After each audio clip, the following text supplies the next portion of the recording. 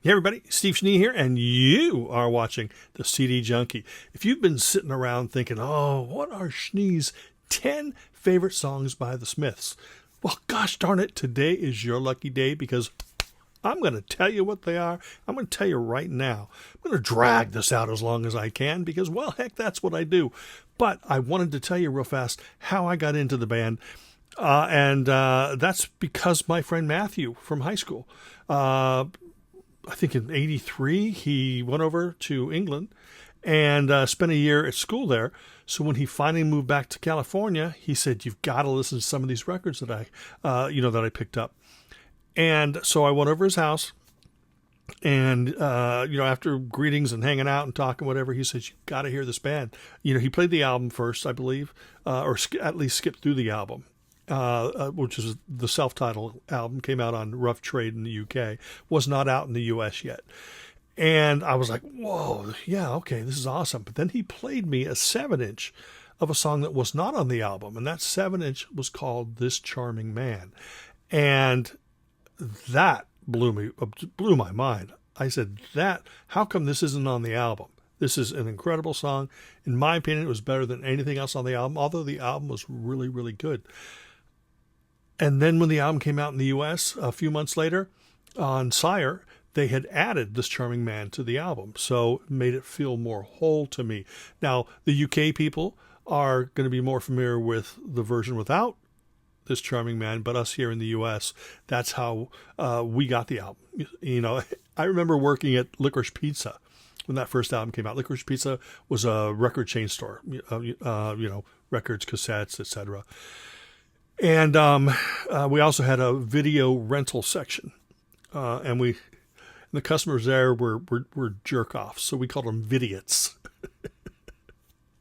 So this one vidiot came up, because we were playing the album in the store, and if anyone has heard Morrissey, you know that maybe his voice may not be appealing to the top 40 crowd or the elder crowd, and this one lady across the store just slapped her hand on the counter. She goes, "Can you turn that down?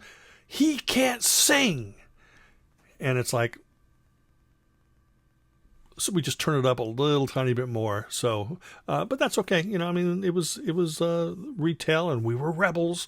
But anyway, I've been following the Smiths ever since, and even Morrissey solo. And of course, I have the CD box set. It has all their albums, and there's the self-titled album. There's Meet Us Murder, Queen is Dead, Strange Ways, Here We Come. These are all their studio albums. Now down here we've got Louder Than Bombs, which was at the time an American-only compilation, and this is The World Won't Listen, and this is Hatful of Hollow, which some people still to this day call Hateful of Hollow. Read it, folks. It's Hatful of Hollow. And then there's a live album rank. I don't care about live albums. But these had like BBC sessions, B-sides, rare tracks, blah, blah, blah. And since these albums were not released in the U.S., they sort of combined the tracks from these and put them on Louder Than Bombs. So this album's going to have a lot of the stuff that's on these, but it doesn't matter because I love all the albums, except the live album. But yeah, this is a great little box set. I also have the remaster of Queen is Dead, just the 2 CD version. I think there was like a 4 CD version and an LP or something like that. Anyway, that's my wrap up of, what I've got, how I got into them, etc. But the Smiths from Manchester, England, Morrissey on vocals, Johnny Marr on guitar, Andy Rourke on bass, and Mike Joyce on drums. Now, this band was a full, complete unit. It would not have worked without these 4 people. And you could not replace any of these guys. When you listen to some of the songs on the albums, they are so locked together that it's incredible. It's just absolutely incredible. There's such a chemistry. They weren't friends, they were bandmates. But they created some of the greatest music of the 80s. Incredible. Absolutely. Right now I'm going to start my top 10. We're going to start with number 10. And then we'll go all the way down to number 1. Number 10, is the first Smith song that I fell in love with, and that's This Charming Man. Like I said, it was a single and wasn't on the first album, the UK one, but now everybody is familiar with it being on the debut album because they, here in the US, that's what everybody seems to know. So it's a great song, and it still holds up today. Every one of these songs holds up today because they still sound fresh. The Smiths did not operate in their time. So when you're looking at 83, 84, and you're looking around and you're going like Culture Club and Heaven 17 and Wham and Duran Duran, when you're looking around and you're seeing all this, what I think is great stuff going on, the Smiths weren't following any trends. They were doing what they were doing. They were operating in a world that was not specific to 1983, 84, 85. This is why their music is still timeless. So, number 10 was This Charming Man. When in this charming car, this charming man, why pamper life's complexity when the leather runs smooth on the passenger seat? Number 9 is from the album Meet as Murder. It is called The Headmaster Ritual. When you hear songs like this, you hear that groove. You feel that groove. These 4 people locked together in just an incredible song I thought that, the first album was good. Meet as Murder, which was their second album, was fantastic. Right now, this is Headmaster Ritual. Midweek on the playing fields, surf watch you on the knees you in the groin, elbow in the face, bruises bigger than dinner plates. I wanna go home, I don't wanna stay.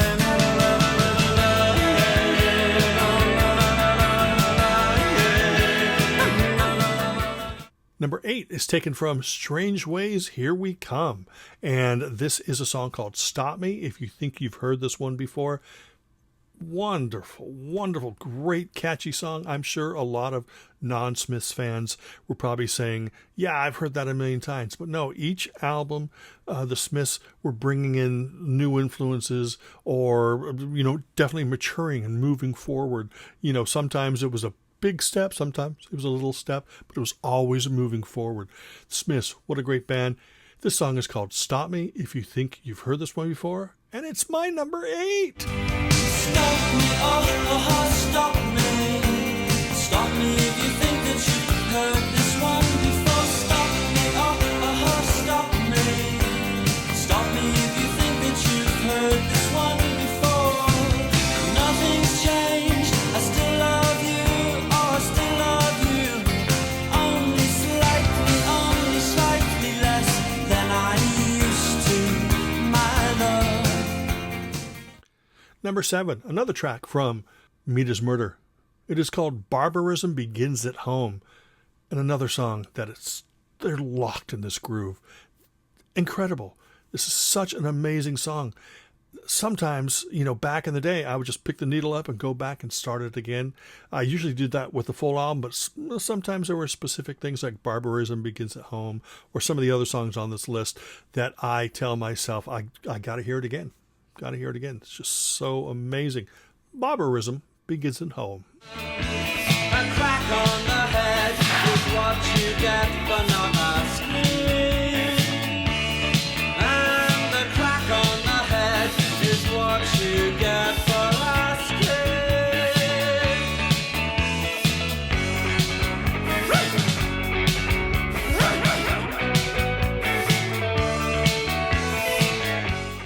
If I didn't say before that, I think that was number 7. Now I'm going to go to number 6, and that is How Soon Is Now. Can you believe that this song was originally a bonus track on a 12-inch single? Like the 7-inch version, I think maybe the A-side could have been William, It Was Really Nothing.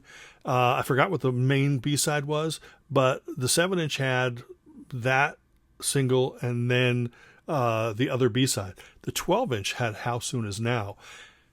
That's the song that got picked up. I think is probably the Smiths' most famous song right now. It's incredible. It is a song. It is their own thing. They created the sound for this one song, and it was definitely the Smiths. It was just them traveling down a different avenue. This was actually released as an A-side in the U.S. In fact, they put 2 B-sides on, which singles very rarely did that, 7-inch singles. I think one of the B-sides might have been Shakespeare's Sister, which at that point was their newest A-side in the UK. But it was a B-side here. I don't know. Anyway, How Soon Is Now? You shut your mouth, how can you say I go about things the wrong way? I am human and I need to belong, just like everybody else does.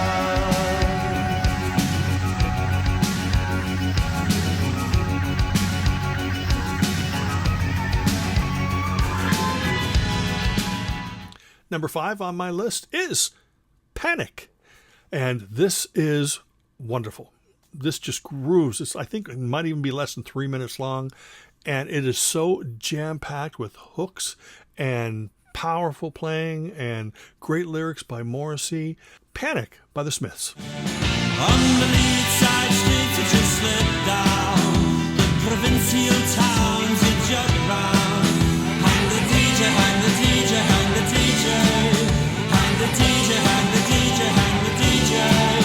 Hang the DJ, hang the DJ, hang the DJ. Hang the DJ, hang the DJ, hang the DJ.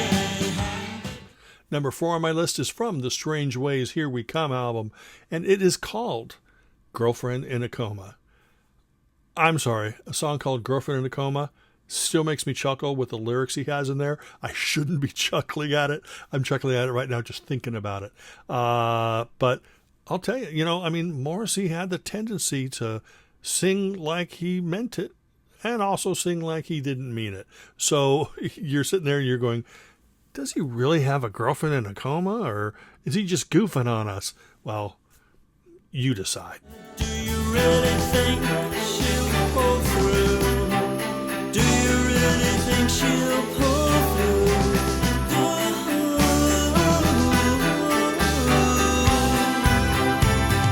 Girlfriend in a coma, I know it's silly.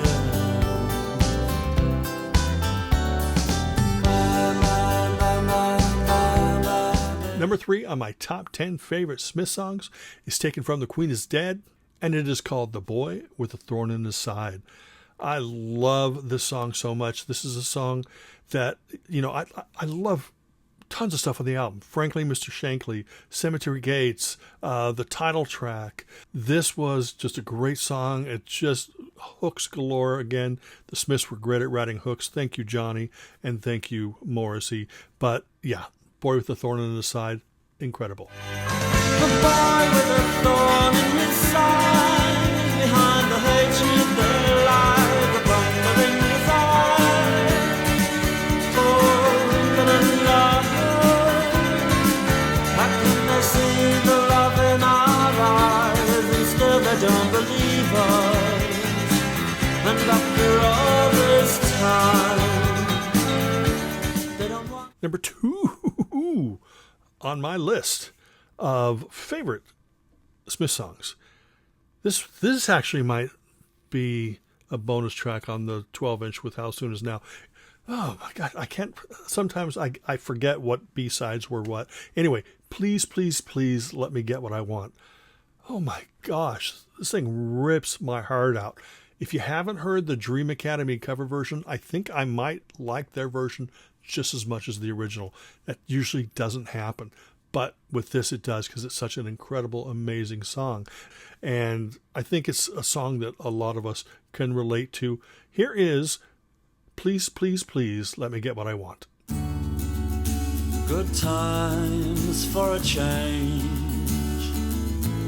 See, the luck I've had can make a good man turn bad. So please, please, please, let me get what I want this time. And my number one favorite Smith song, you probably already know it because I haven't said it yet, Yes, that's right. I'm talking about There Is a Light That Never Goes Out. Oh boy. I think this might be the second most popular Smiths song ever in the entire history of the world. I know this sounds kooky, weird, but when I listen to the strings at the end, the first couple notes always remind me of Do You Think I'm Sexy by Rod Stewart. Swear to God, if you go back and listen to it, you're going to hear that. And then they change it. But I don't know why that song. I wish it was Maggie May that it reminded me of. But no, it kind of sounds like the little that's totally off key. I know that. Anyway, There's a Light That Never Goes Out. It's my number one favorite Smith song. And if a double-decker bus crashes into us, to die by your side is such a heavenly way to die. And if a 10-ton truck kills the both of us, to die by your side, well, the pleasure, the privilege is mine. And that's it. Those are my top 10 favorite Smith songs. Maybe tomorrow they'd be in slightly different order, but probably going to be sticking with this. But then I Know It's Over is a great song. And, oh, yeah, there's so many great songs. Was it Reel Around the Fountain? Oh, my gosh. What Difference Does It Make? Hand in Glove. So many great songs, but these are my favorites. In the comments below, why don't you let me know what your favorites are? I thank you for taking the time to watch this video.